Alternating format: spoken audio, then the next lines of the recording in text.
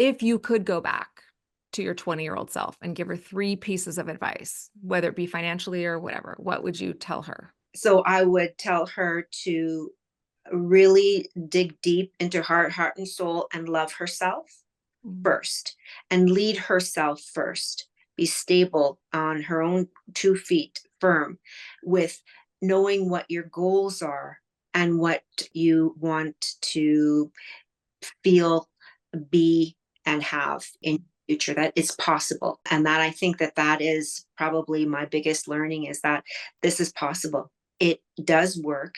It can happen for people, regardless of the age. I have a new favorite pastime. Oh, I go to high stress places and I spread joy. oh, what? You throw glitter out of a basket in the ER? What do you do? Oh, that's not a bad idea No, either. that's a No, terrible idea. It's terrible for wounds and nurses. Nurses are not going to be happy about that. okay, right.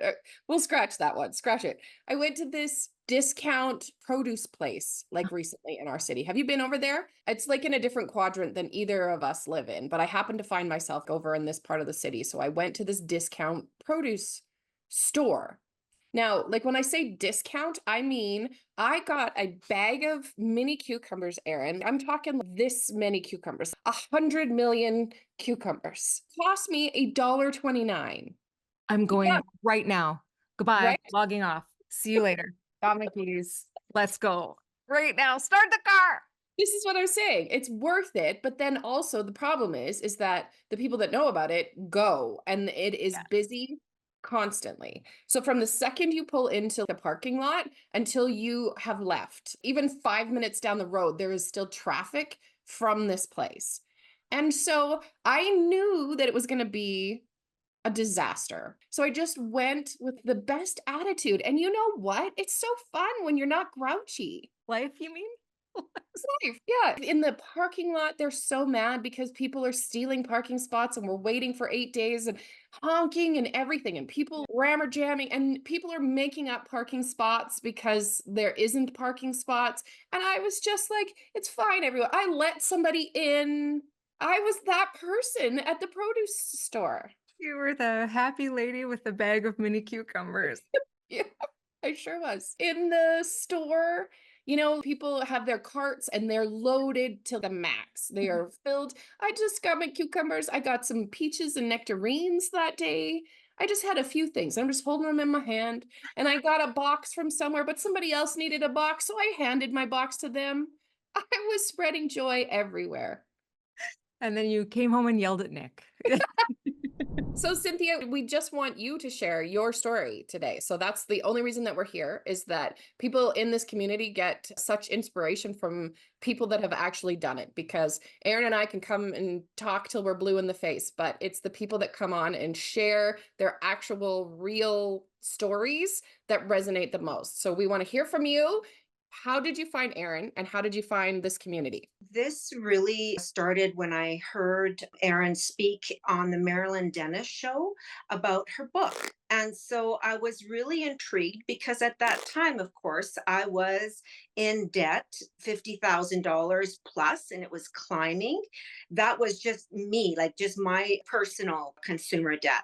And so when I heard about the book, I ordered 3 books immediately, one for myself and copy each for my daughters. So then I began to read shortly after that Christmas and listen to the podcasts. And I was in my 50s, married 27 years. So I had a husband, I had these 2 daughters, and I just didn't know how this would be possible for myself at this late stage of the game. But I continued to listen and began to read the book. At that time in my life, I was also working on some personal development and growth because things weren't working for me. I was stressed out, literally wake up in the middle of the night with pressure in my chest. And so I tried to heal and build my self worth. So, love for myself was really important, forgiving myself, and then setting some boundaries. So that kind of was all happening at the same time when I started learning more about Erin and about her book. So what shape were you in? You said about $50,000. When you sent us the form, you told me like an exact amount down to the penny of debt that you were in, right? Yeah. So I was over $50,000 in debt and it was climbing. And I didn't have an exact amount because I dabbled. So since I started listening to the podcast in January 2022, I dabbled. I listened and I learned and I dabbled and I really couldn't believe that this was possible for myself. I was sponsored into the program in February of 2022. So that also got me using the modules and the chapters. So then I began to budget. I began to track my net worth. And I began to build my quick and dirty, really was trying to follow the program. So then in that summer, that's when I was really able to narrow down how much I owed. And at that point in time, because as I worked the program, I had already been able to pay off one credit card. So then my amount that I was in debt was that $49,997.02. That's exactly what I wrote in my book that I had to pay. So I continued, to work the program. And so that's when my husband started to notice that Mm. I've reduced my spending. I have a budget, saving money. He was noticing. And like I said earlier, this really was my personal journey. And so October 22 was great. And then Christmas hit and Mm. I overspent. And then there was home renovations. And so it really set me back. So I had to pick myself up again and start again. I really kind of summarize all of this into three game changers. And that first game changer for me was that self reflection and discovery and growth, where I really learned to love myself and forgive myself for the past spending. And the second game changer was the transformation weekend that I attended January 2023.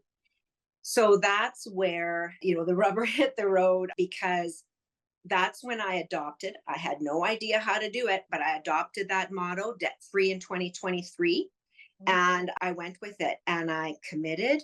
I set goals and learned about that class one life. And so I tried to really think about that, squeeze the budget, seriously started to snowball payments, did many things. Like I had an increased pay, whatever that increase was, that went towards my payments. Let's go back though a little bit and tell us how you got into that debt in the first place. Oh, How did sure. you get up to that $50,000? That's really around that self love piece. Because I had issues with that, I really tried to do everything as grand and as big as I could. So, big birthday parties, big Christmases, big trips, hosting things, participating in things is really not in our budget. And so I overspent and I continue to overspend to have experiences for my family to show that I was worthy of things. And so that really was where it started, and just not living within my means. I'll never be able to save for it. So I might as well just buy it on credit and enjoy it now because it's never going to happen for me. And so that lack mindset is really what got me into that. And then just not thinking that it was possible. Again, the lack mindset. Mm. Yeah, you talked about your money blocks. You specifically said lack now, but you, in your note you sent to us, you said you had more than one. Yes, I think that that root was that lack mindset, Yeah. which contributed to, the self-worth being low. And so then the spending block. So that was something to help me feel like I was worthy, that I could do all these great things and then would have appreciation. So I was able to overcome some of that. When I redid the money block exercise, spending was no longer a block. Worthiness and procrastination is starting to surface for me. So again, you know what? I'm complete work in progress, and I learn and continue to adapt and adjust as I go. But now Yeah. you have all the tools, which I think is really cool. And so that's just it. Right now, when you notice a block creeping up, you can use the tools and go in and eradicate it or reduce it like you did your other ones. Do you want more? I know you do. Why wouldn't you want more? More Or of what? What do I more want more of? more of this. Come Oh. hang out in the online course, Forget the Hell Out of Debt. The link is in the description. You just got to click it, sign up, and we'll see you in there. You were talking about class one experiences. And Yeah. what's cool is you were really able to be aware that you were trying to live a class one life, but you were really living in those class three experiences, right? So when we look at all of the financial behaviors we have, they're divided into 4 categories.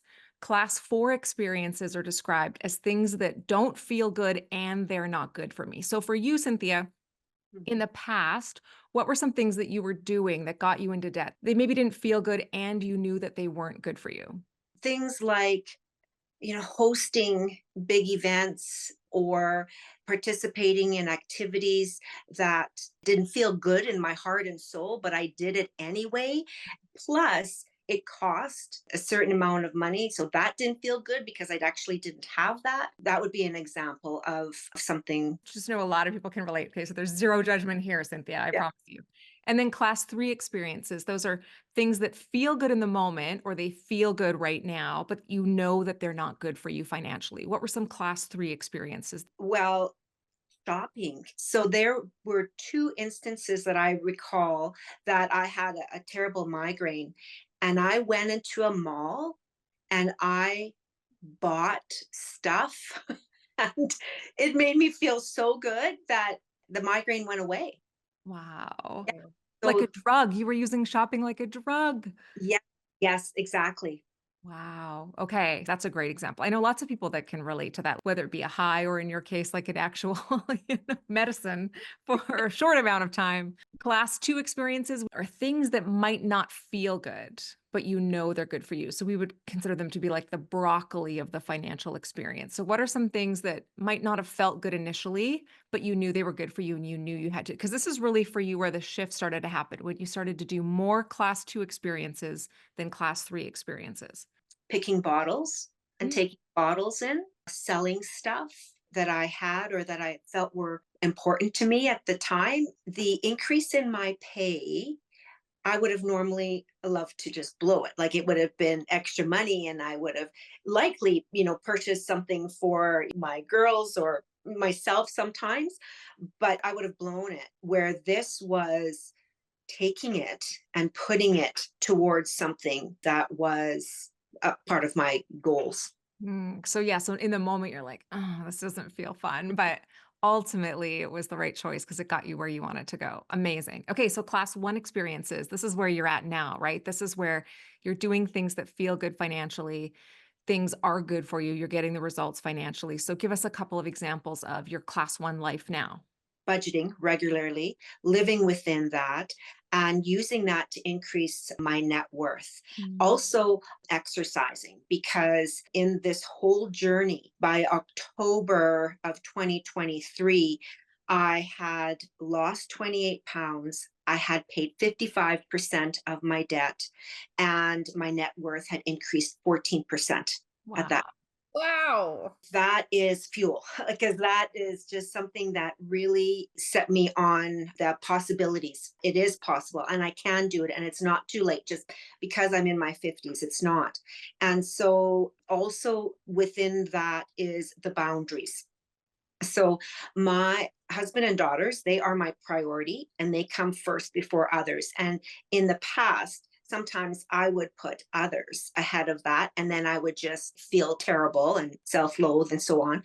And so in that piece is also owning my own financial well-being before others. So that's where I really use those boundaries, that if it's my immediate family, their priority, and what my financial well-being before others. And the other boundary is to say no if it doesn't feel good in my heart and soul, Mhm. and especially if it's impacting my immediate family. That promotes me being able to feel good and know that it will be good financially too. The third game changer for me, which is part of that class 1, is a financial advisor. Seeking a good financial advisor and one that was able to do some of the things that I was looking for.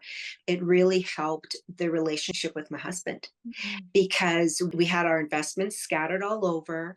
I wanted to do ETFs, and my institution that I was at wasn't doing that. So I sought a financial advisor.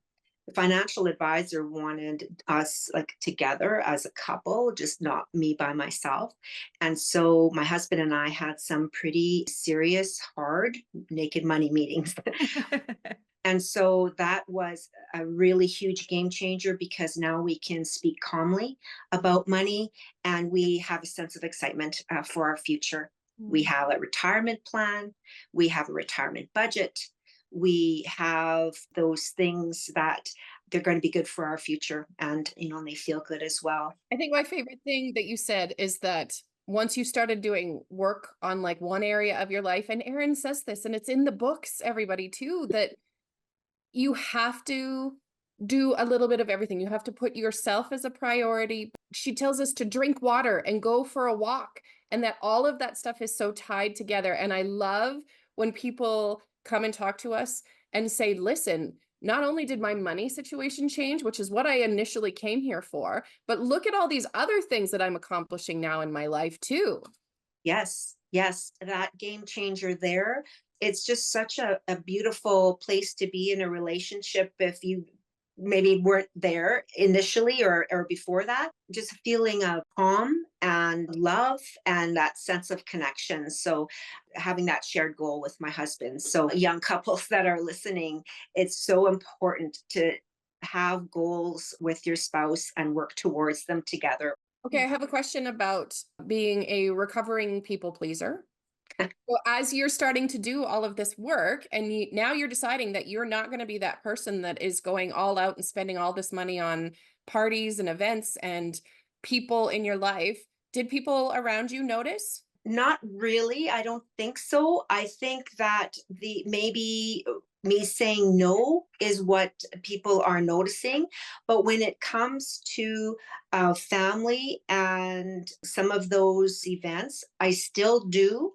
I might now accept a potluck. Like I might accept that people are going to bring something. And when they ask, can I bring something? I'll say yes.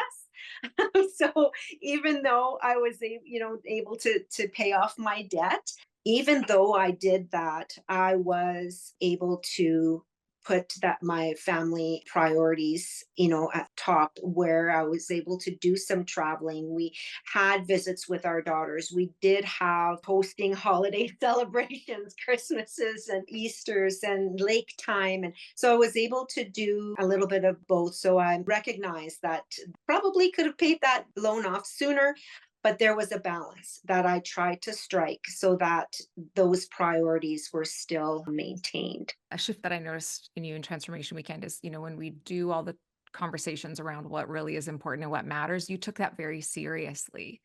And what was cool is people have always mattered to you, relationships still mattered, but now you are putting the people who love you the most also, because it's one thing to be kind and whatever to everybody, but it's another thing to overgive to those people, like you were saying earlier, so that you don't have enough for your core inner circle. And when you shifted that, it was almost like you still had an abundance to give to everybody else.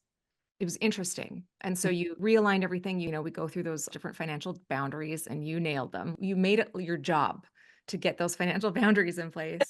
But then what happened is this really beautiful posture where it wasn't like you were giving from this constant place of, I don't know if you ever felt resentful before or whatever, but it just sort of had okay, it just sort of had this air of exhaustion to it. And now it looks and feels like you have so much that you're overflowing with. Your priorities are cared for. So there is extra to go around, but you would never shift that again. I can sense the people who will be with you on your deathbed are the people who get the best of you instead of they get what's left over. And that part's so cool. The other thing that I really noticed is, well, you can see it right now, even with you, you just almost have like a radiance about you. And I think that comes from the combination of that abundance cycle. Like when you start to do those class two experiences and they lead to a class of life, and then you do more class two experiences, that's the abundance cycle. The lack cycle is that class 3, chasing the feeling all the time. And then you end up like in misery ultimately because you're only choosing now. You're choosing what's urgent over what's important. And so now it's almost like, I don't know if you sense this or if this has happened for you, but you're really attracting, you've got like a magnetic energy and you're still radiating out. So have you noticed more money flowing to you? Do you know what I mean by that magnetic energy? Yes, I do know exactly what you mean. And I would say yes, like, and maybe not so much in the dollars and cents, because there was a period of time where it was like, yeah, like it was flowing. And I think that there's some type of shift happening. I'm not sure what it is yet, but I do feel just that abundance energy. I do know oftentimes I would go to the mailbox and there would be an unexpected check from Revenue Canada or something that would come in. So definitely I have seen that. When I first started the program, it was so cool. I was walking and really thinking about abundance, and I was walking and I look on the street and there's a $20 bill all rolled up. And like you said, thank you, and picked it up and carried on. So it's just some like those kinds of things. So I do definitely know what that is like. And even like our marriage, next year we'll be celebrating 30 years of marriage, and I've described it as like the stock market. We've had many ups and downs, but overall long term we keep going and we keep Keep going. investing. Yeah, keep investing in it. Yeah. And then the other game changer for me was thinking through, I have so much to offer. So, how was I able to offer that? And how can I have some income in addition to my full time work? And so in March, I started my own consulting business. And I wanted to be different than the other consultants. And so I pride myself in providing a very unique individual experience for leadership development and career development, and using again those core values, what's important at the root of people as they are navigating the workplace or applying for positions and jobs. So that has been very good. I added that to my goals, and I'm very excited about that. That's so cool. That's wonderful. You sort of mentioned there's a bit of a worthiness block. Is that stopping you from going to get clients, or are you finding you have an easy time going to get clients? Yes, and that is definitely a work in progress that I will be working on Okay. because it is difficult and the procrastination. So I have to push myself Yeah. quite hard, keeping that promise to myself. Well, do me a favor. Just shake your body out just a little bit. I- Shake it out right now. Carrie, you too. We'll all just do this together. Okay. So we did is we found where that little block was, where you said, I did notice this abundance, but now it's blocked. Okay. So we found out where you just gave us the button. So all that's happening right now is you're viewing this as an opportunity to be rejected.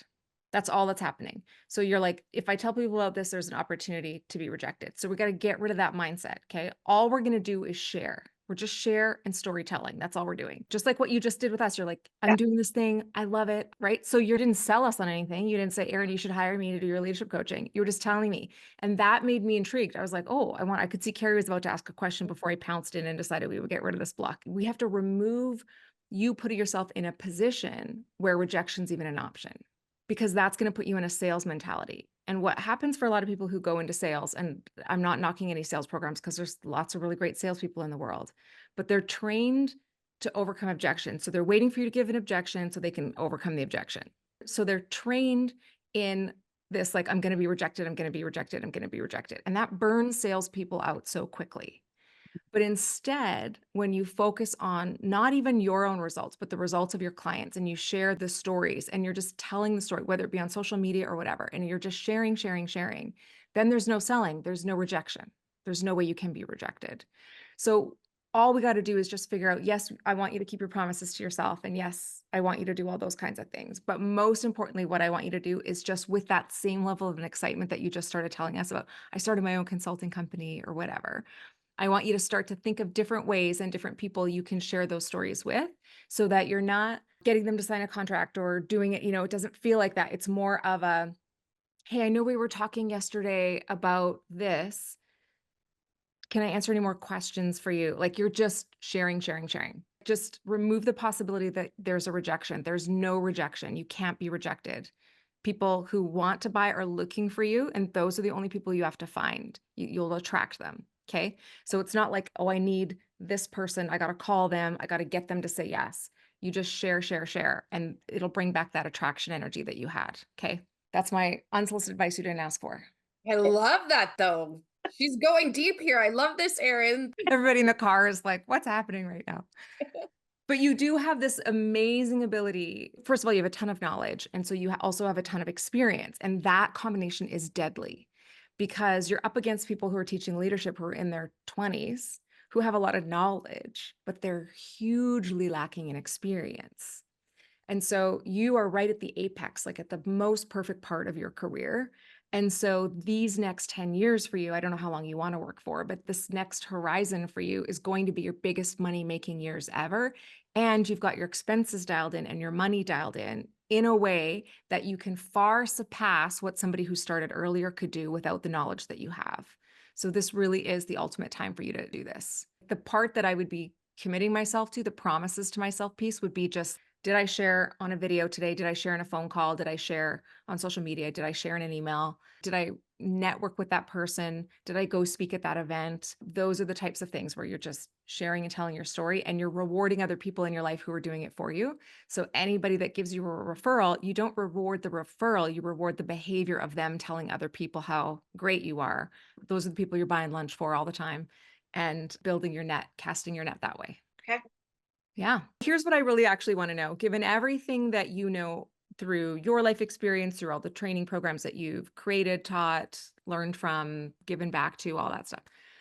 If you could go back to your 20-year-old self and give her 3 pieces of advice, whether it be financially or whatever, what would you tell her? So I would tell her to really dig deep into heart and soul and love herself Mm. first and lead herself first. Be stable on her own 2 feet, firm, with knowing what your goals are and what you want to feel, be, and have in future, that it's possible. And that I think that that is probably my biggest learning, is that this is possible. It does work.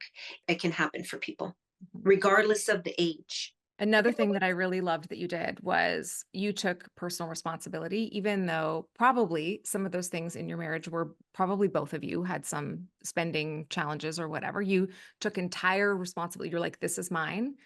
Yeah. And you didn't shit on your husband. You started on this journey and you let him see the results. You didn't drag him kicking and screaming. Come to this transformation weekend with me. You did the work.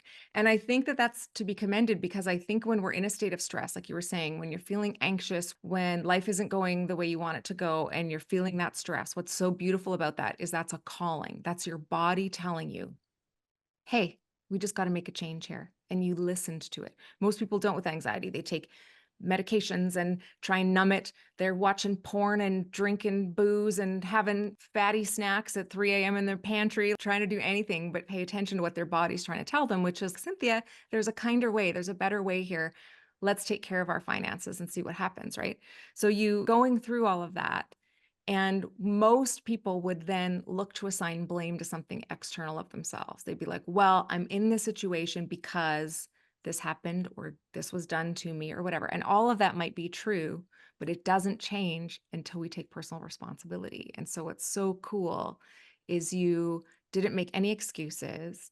You didn't blame your spouse for anything. You didn't try and convince your spouse to change. You led, like what you were just talking about, the thing you tell your 20-year-old self to do. Self-leadership was really ultimately what you were saying there, but stand on your own 2 feet. You took self-leadership and really started to lead yourself into this place. And so obviously then, of course, all kinds of other amazing changes really happen.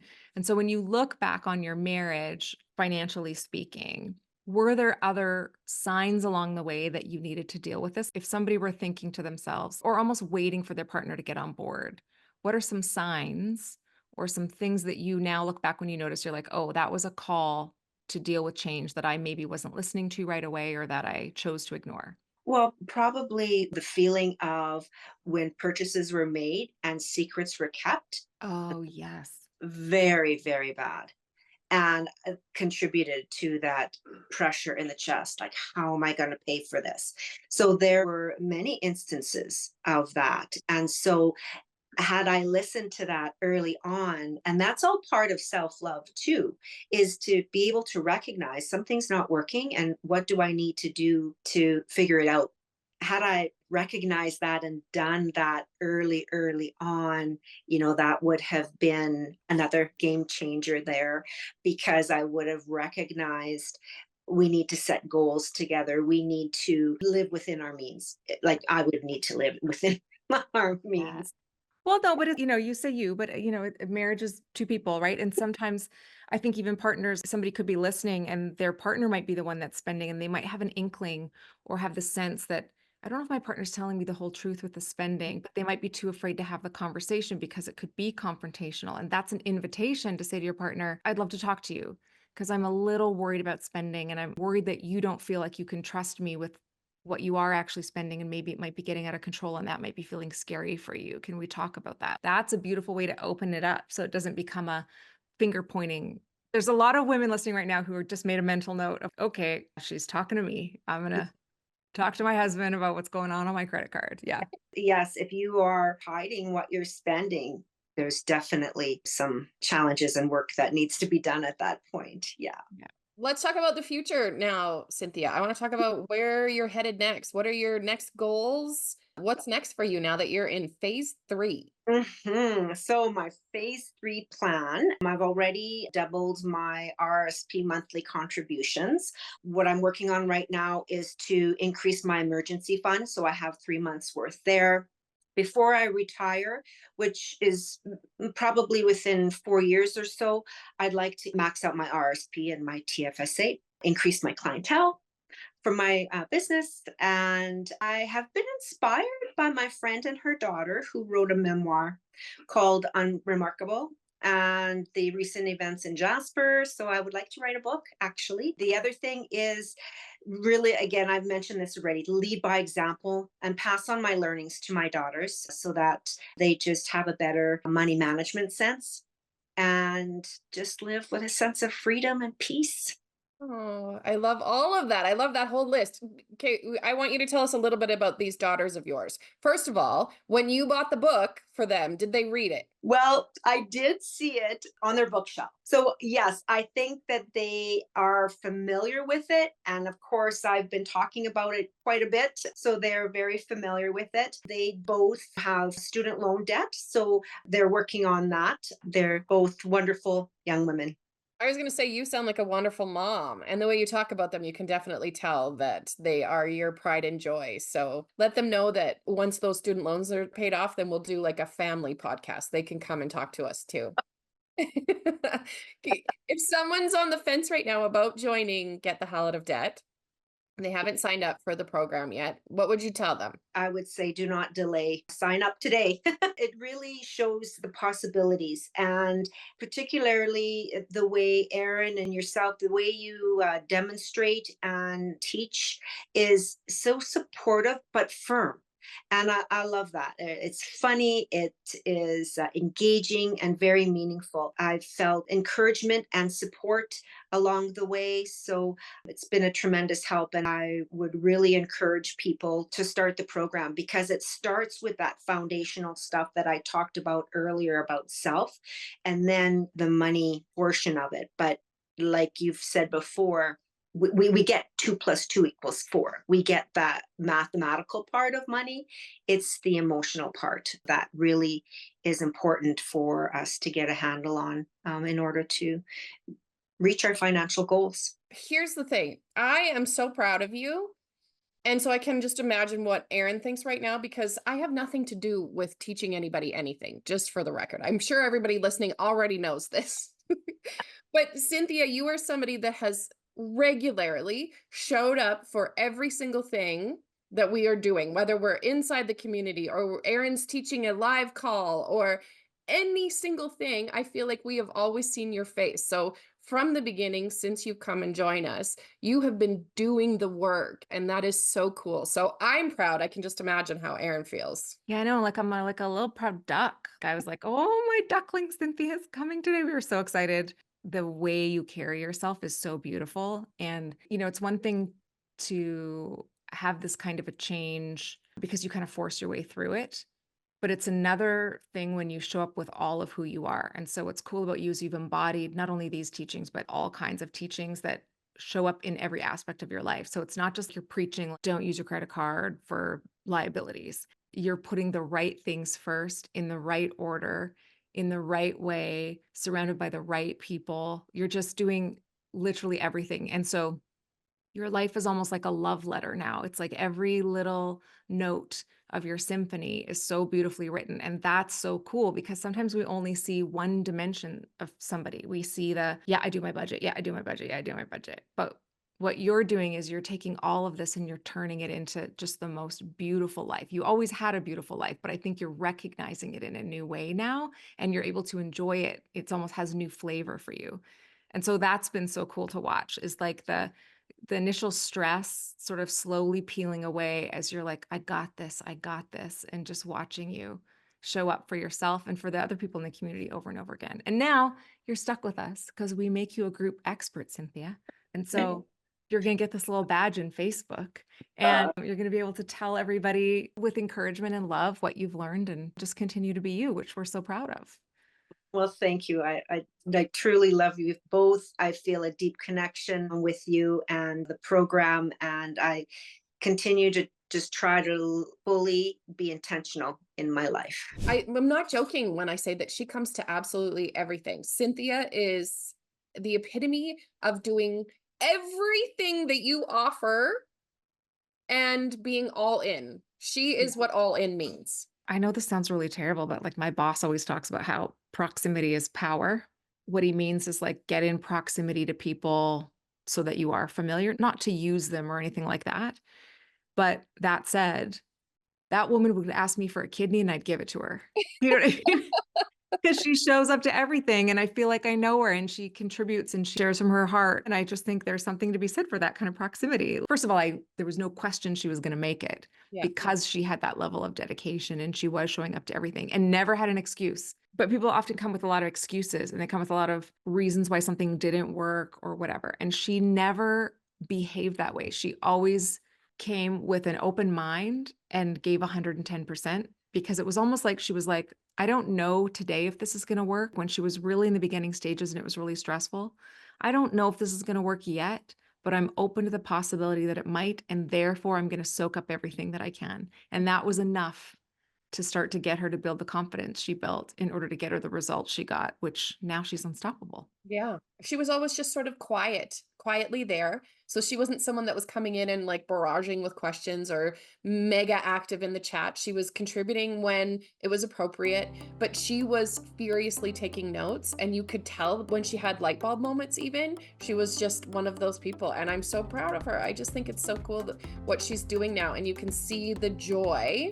And you can see how calm she is too. Now the freedom that she has as a result is life-changing.